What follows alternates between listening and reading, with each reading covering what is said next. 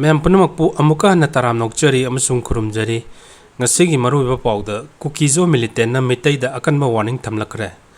hau khiba nomaijing numki athengmada phangba pawmagi matungina yamna akanba wahi wata sizinaduna kukizo militant singna mitai khungakpa sing maruina kuki taba area singda dominate tawduna laiba punamak thadoklaga satkinaba akanba warning tawrkhre masida chatrabadi apapata ki daita masa masana pujagadabani hainasu hairi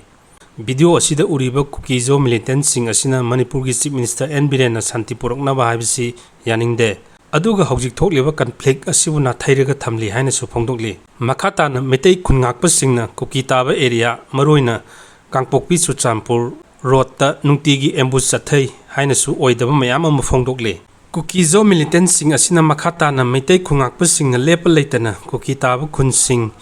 maroina kangpokpi district ta sadang sinam kom Loinana Technopol District Chuchampur da lepa leitana area occupy toksin khre haina su hairi masiga mari leinana akanba warning declare tawduna kariguma mitei singa numit humni phawgi manungda makhoigi area dagi thadoktuna chatrabadi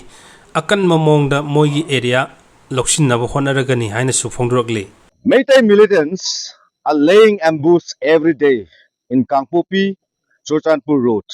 and Chief Minister of Manipur N Biren Singh is talking about peace, and we are not fool. There are Meitei militants till now in Kuki areas, like in Satang, Sinamkom, in Kangpopi district, and in Chuchampur and in Technopol district as well. If they don't leave within 3 days, Kuki Joe village volunteer will kick them out.